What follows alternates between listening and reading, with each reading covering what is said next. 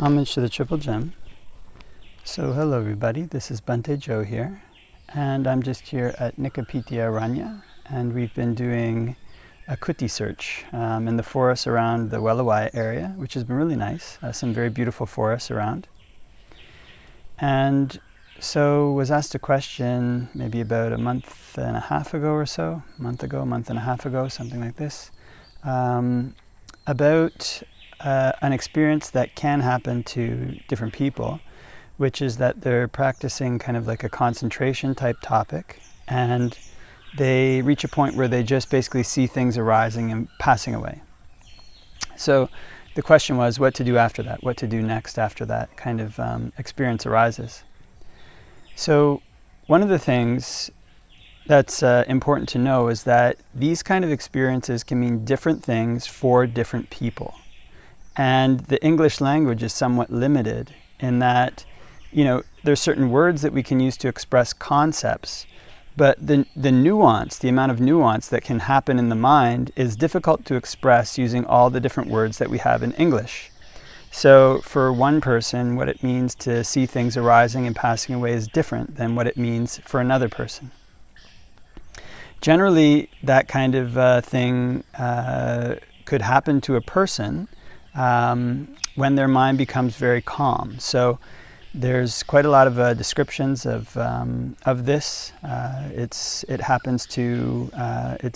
features prominently in the teachings of some senior monks. And for people who are very advanced in their practice, it can mean that they're basically on the verge of more or less stream entry. Or it can even mean on the verge of a higher attainment, depending on where they are in their practice, perhaps. But if it's a very significant, if it's developed to a very significant level, then it's basically the kind of tipping point. It's one of these things that can be a tipping point into a noble attainment.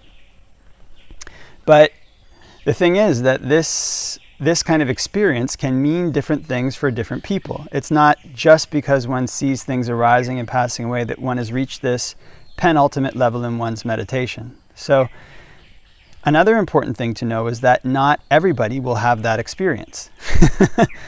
It's usually the type of experience that can go with people who use breath meditation as their primary method of meditation, and then start to bring discernment into breath meditation.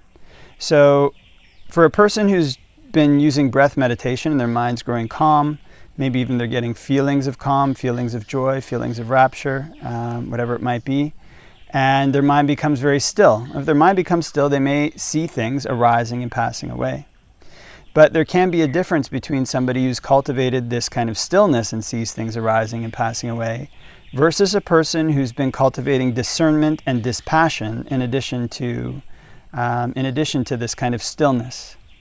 So in every case, a penultimate level in a person's meditation is overcome through dispassion.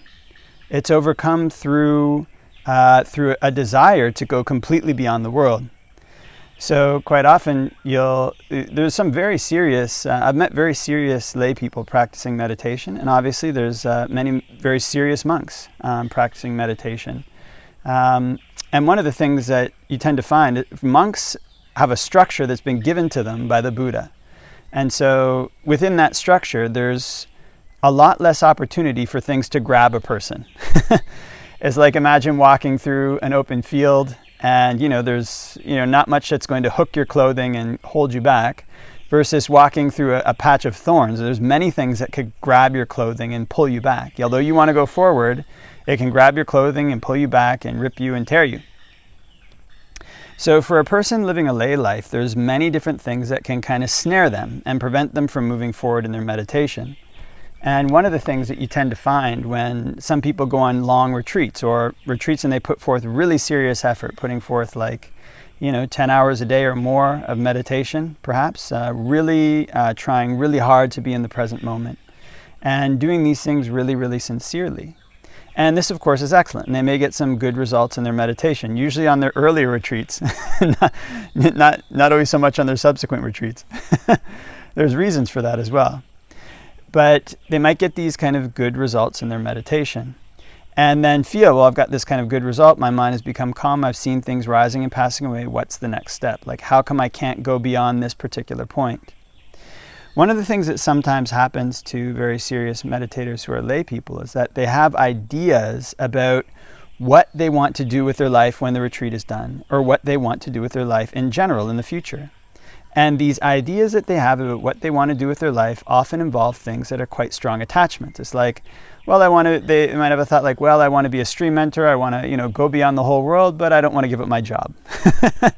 Or, somebody wants to be a stream mentor. They want to, let go of the whole world. They want to go beyond this particular point in their meditation, but they don't want to give up one doesn't want to give up one's husband or wife. So sometimes people in these situations have these like plans that have conditions in them. And people do actually put forth really impressive efforts, giving up quite a lot. Sometimes they forego having children, actually, in order to practice the Dhamma.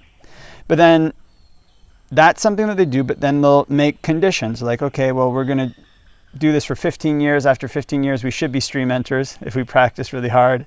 And then we'll pay it forward. We'll find a way to teach other people, how to, pass beyond this penultimate level in their meditation. But that kind of thinking, I'm going to do this for 15 years, essentially one has put conditions on what one is willing to let go and what one isn't willing to let go. And these conditions are like these thorns when one is walking through a dense forest that pull one, that grab one, that hold one back. And that prevent one from actually passing beyond a penultimate level in one's meditation, if it is that level. So what one wants to really look at is what are the things that one really likes in one's life that one wouldn't want to let go of? What are the things that one wouldn't be willing to let go of if, say, a realization came like you have to let go of this tomorrow? And, it's not something crazy like, you have to, go jump off of a cliff. It might be something like you've got to quit your job, or, you've got to break up with your husband or wife. Would that be something that a person is willing to do? I mean, what is it that they're willing to let go of? What is it that they don't want to let go of out of fear? These kind of things that they don't want to let go of, these are the things that may be blocking them. And so if one wants to move beyond this kind of level, which again may not happen for every single person, that is possibly more common for people who have breath meditation as their main focus. But what one needs to do is to look back and see what it is that one doesn't want to let go of, but that one may have to. And it's often intuitive.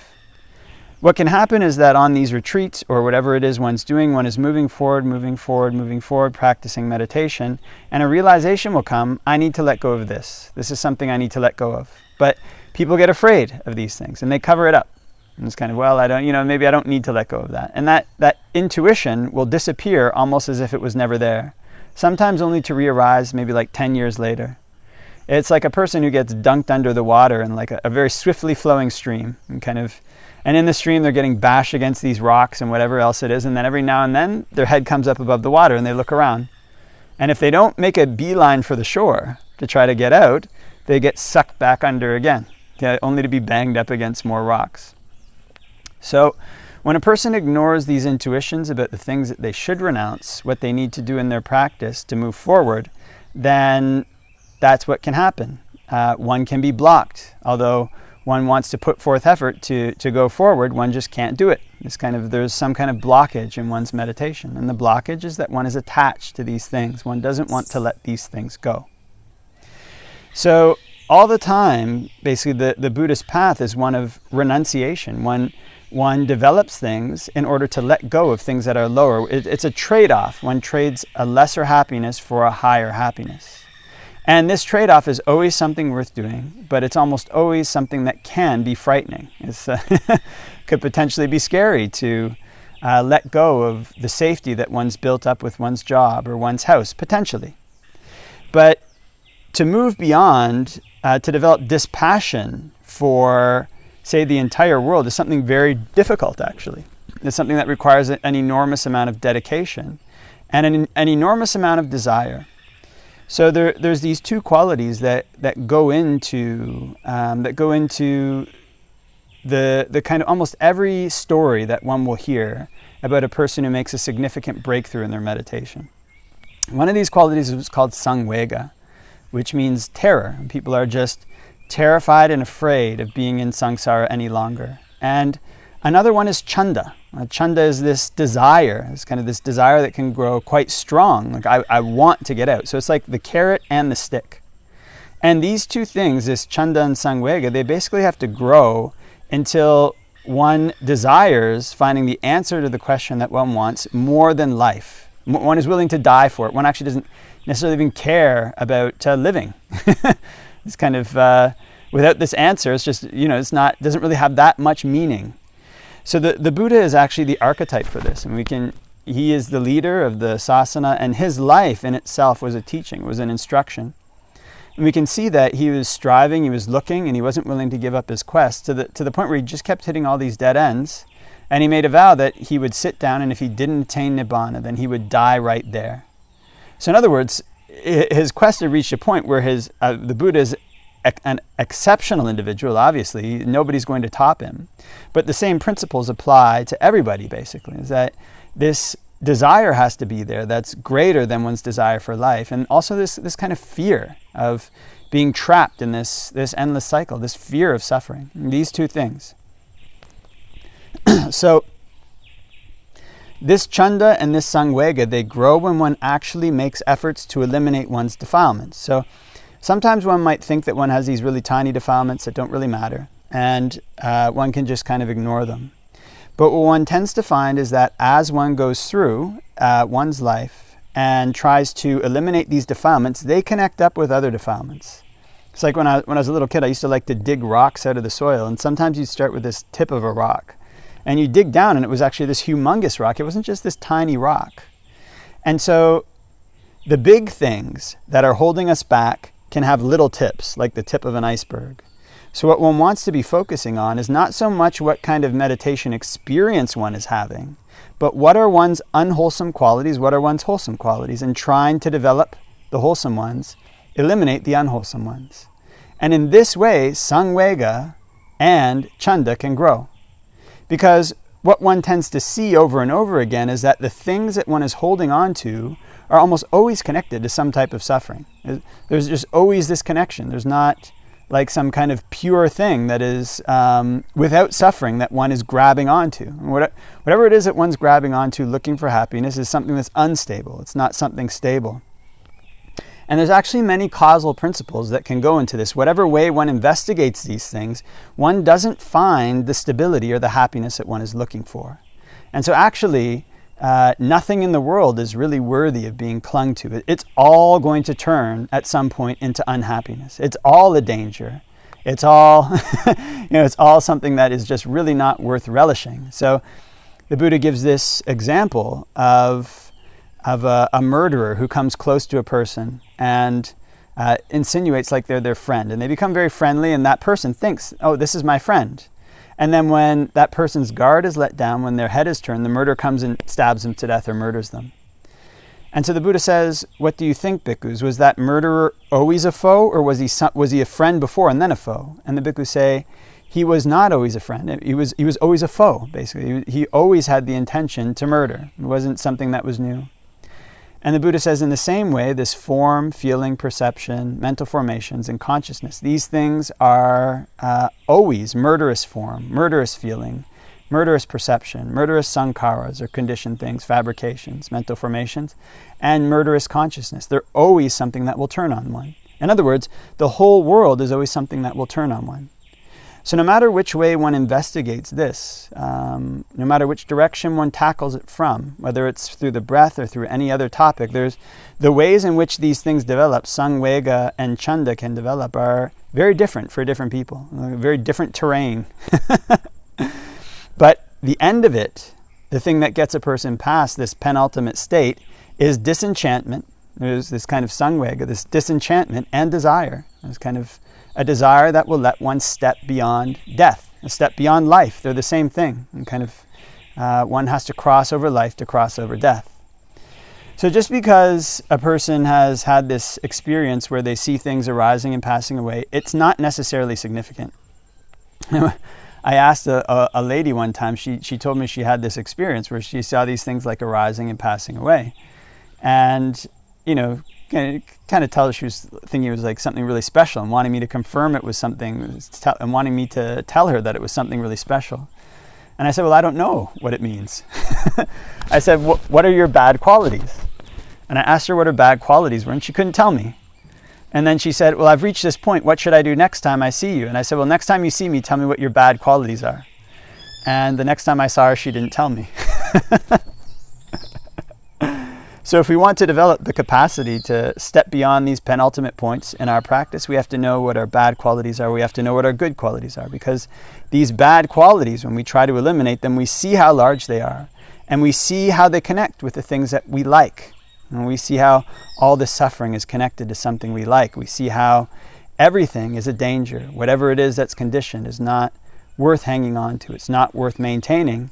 And this is what allows a person to step forward, step beyond that point or whatever other penultimate point a person reaches, depending on the direction they're going in.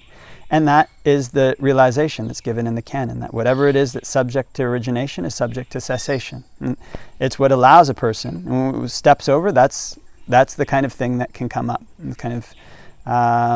But it requires a person to eliminate their defilements. It requires a person to develop this samvega and this desire, so that they can take a step over death and take a step over life into a stream that leads beyond them both.